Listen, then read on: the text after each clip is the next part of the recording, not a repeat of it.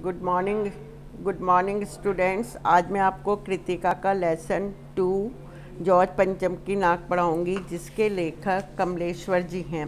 पहले मैं आपको कमलेश्वर जी के बारे में बता दूं। हिंदी के आधुनिक कथाकारों में कमलेश्वर का नाम महत्वपूर्ण है। उनका जन्म 6 जनवरी 1932 को उत्तर प्रदेश के मैनपुरी में एक बहुत साधारण परिवार में हुआ था। बचपन में ही कमलेश्वर के पिता का देहांत हो गया था और मां ने उनका लालन पालन किया था। उन्होंने इलाहाबाद विश्वविद्यालय से एमए की। इन्होंने दूरदर्शन के अतिरिक्त महानिदेशक के पद पर कार्य किया। आरंभ में आजीविका के लिए उन्होंने भिन्न भिन्न क्षेत्रों में कार्य किया था। उन्होंने पत्रिकाओं एवं जागरण तथा भास्कर और आदि दैनिक पत्रों का संपादन भी किया। हिंदी साहित्य जगत में महत्वपूर्ण कार्य करने के लिए उन्हें साहित्य अकादमी पुरस्कार तथा पद्म भूषण पुरस्कार से सम्मानित किया गया। 27 जनवरी 2007 को दिल का दौरा पड़ने के कारण उनका स्वर्गवास हो गया था। प्रस्तुत कहानी में उस समय की भारतीय सरकार की मानसिकता व्यक्त की गई है, जो वर्षों से हम जिनके गुलाम रहे, और अंग्रेज़ों ने भारत से चले जाने पर भी हमारी मानसिकता गुलामी को बनाए रखा था। ब्रिटिश की थकसक इतनी थी कि वहाँ की रानी एलिजाबेथ के भारत आने पर अपने काम काज छोड़कर उनके आगमन की तैयारी और स्वागत में संपूर्ण सरकारी तंत्र लग जाता था, और जॉर्ज पंचम की टूटी नाक लगाने के लिए अपनी नाक काटने को तत्पर दिखाई देता था। इस प्रकार का व्यंग प्रधान कहानी में है। प्रस्तुत कहानी के माध्यम से लेखक कमलेश्वर ने नाक को सम्मान का प्रतीक मानते हुए जॉर्ज पंचम की नाक पर करारा व्यंग किया है। जॉर्ज पंचम की नाक कटना अपमान था। नाक का कटना जहां ब्रिटिश समाज की इज्जत धूल में मिलने की निशानी थी, वहीं दूसरी तरफ भारत के लिए भी खतरे की बात है। इस पाठ से यह भी बोध होता है कि हमारे देश का छोटा बच्चा भी देश के लिए ही शहीद हो जाता है तो उसको इतना इज्जत और सम्मान मिलता है कि उसके सामने किसी भी विदेशी शासक को सम्मान नहीं मिलता। फिर देशभक्त नेताओं के सम्मान की बात ही कुछ और है।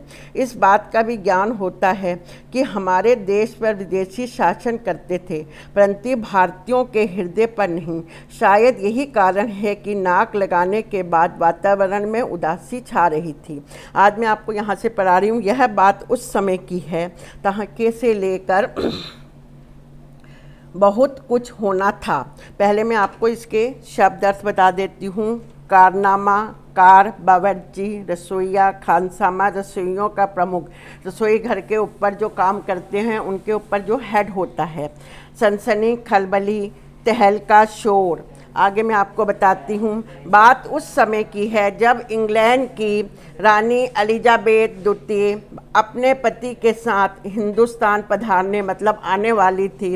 अखबारों में उनकी चर्चा हो रही थी। रोज़ लंदन के अखबारों में खबरें आ रही थी कि शाही दौरे के लिए कैसी कैसी तैयारियां हो रही हैं। रानी एलिजाबेथ का दर्जी परेशान था कि रानी हिंदुस्तान, पाकिस्तान और नेपाल के दौरे पर रानी कब क्या पहनेंगी। उनका सेक्रेटरी और शायद जासूस भी उनके लिए इस महाद्वीप का तूफ़ानी दौरा करने वाले थे, क्योंकि रानी एलिजाबेथ यूरोप से आ रही थी और वह एशिया महाद्वीप में आ रही थी। हमारा देश एशिया महाद्वीप में है, तो ये तूफ़ानी दौरा करने वाले थे। आखिरी कोई मजाक नहीं थी। ज़माना क्योंकि नया था और पूछताछ चल रही थी, इसके लिए फ़ोटोग्राफरों की बहुत बड़ी भीड़ लग रही थी। उस समय इंग्लैंड के अखबारों की खबरें भारतीय अखबारों में छप रही थी। इंग्लैंड के अखबारों में हिंदुस्तानी अखबारों में दूसरे दिन छिप जाती थी। इंग्लैंड में जो खबरें होती थी वह दूसरे दिन भारतीय अखबारों में छिप जाती थी, क्योंकि उस समय अखबारों का माध्यम था। ये कहानी आज से 50-60 साल पुरानी है। उस समय भारत की आबादी लगभग 40 करोड़ थी। इस समय भारत की आबादी 1 अरब 30 करोड़ के लगभग है, तो आबादी में ही इतना अंतर है। तो रानी आ रही थी, नया ज़माना था, इसीलिए फ़ोटोग्राफरों की बहुत बड़ी भीड़ लगी थी। उस समय इंग्लैंड के अखबारों की भारतीय अखबारों में छप जाती थी, जो इंग्लैंड में खबरें छपती थी दूसरे दिन भारतीय अखबारों में छप जाती थी। सुनने में ये आया कि भारत पधारने पर रानी के लिए 400 पाउंड का नीले रंग का सूट विशेष रूप से बनवाया जा रहा है। उस समय 1 पाउंड 30-40 रुपये का होगा। इस समय 1 पाउंड की कीमत 98 रुपीज़ है, 98 रुपये का 1 पाउंड है भारत के हिसाब से।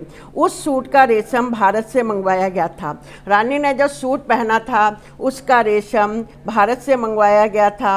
अखबारों में रानी एलिजाबेथ की जन्मपत्री तथा प्रिंस फिलिप्स, रानी के पति का नाम है, प्रिंस फिलिप्स के कारनामे छपाए गए थे।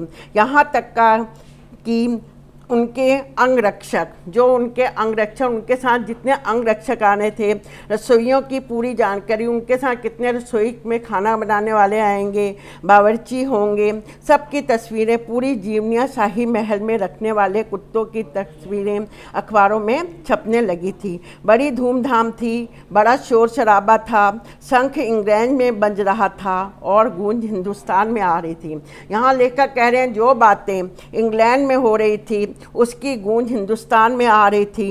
इन खबरों से हिंदुस्तान में सनसनी फैल गई, राजधानी में तहलका मच गया, शोर शराबा होने लगा। जो रानी 400 पाउंड रुपये का रेशम का सूट पहनकर पालम के हवाई अड्डे पर उतरेगी, उसके लिए तो कुछ होना ही चाहिए, कुछ क्या बहुत कुछ होना चाहिए। यहाँ तक का मैंने आपको पढ़ाया है। आज इसके मैं पहले क्वेश्चन आंसर ले रही हूँ। पहला, रानी एलिजाबेथ के दर्जी की परेशानी का क्या कारण था? उसकी परेशानी को आप किस तरह तर्क संगत ठहराएंगे? दर्जी रानी एलिजाबेथ से दौरे से परिचित था।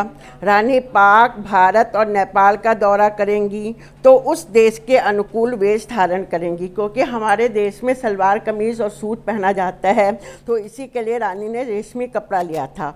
दर्जी परेशान था कि कौन कौन देश में वो कैसी ड्रेस पहनेगी। इस बात की दर्जी को कोई जानकारी नहीं थी, ना कोई निर्देश था। उसकी चिंता अवश्य ही विचारनीय थी। प्रशंसा की कामना हर व्यक्ति को होती है। उनका सोचना था कि जितना अच्छा वेश होगा उतनी ही मेरी ख्याति होगी, कि दर्जी सोच रहा था जितना अच्छा मैं रानी के लिए ड्रेस बनाऊंगा उतनी ही मेरी ख्याति प्रसिद्धि होगी। इस तरह उसकी चिंता उचित थी। दूसरा, और देखते ही देखते नई दिल्ली की काया पलटने लगी। नई दिल्ली की काया पलटने के लिए क्या क्या प्रयत्न किए गए होंगे? इम्पॉर्टेंट क्वेश्चन है। रानी एलिजाबेथ के स्वागत के लिए नई दिल्ली की काया पलटने के लिए निम्नलिखित प्रयत्न किए थे। स्थानीय भवनों की साफ सफाई करते रंग रोशन कर उन्होंने चमकाया गया था। स्थान स्थान पर कूड़ा करकट के ढेर उठाने का प्रयत्न किया गया था।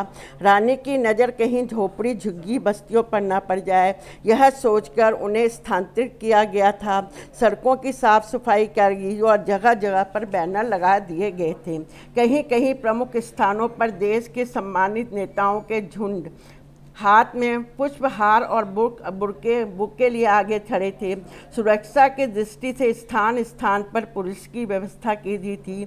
सरकारी भवनों पर झंडे लगा दिए गए थे और ब्रिटिश और भारत की मित्रता के स्लोगन लिखे गए थे। आज मैंने यह आपको यहाँ तक पढ़ाया है।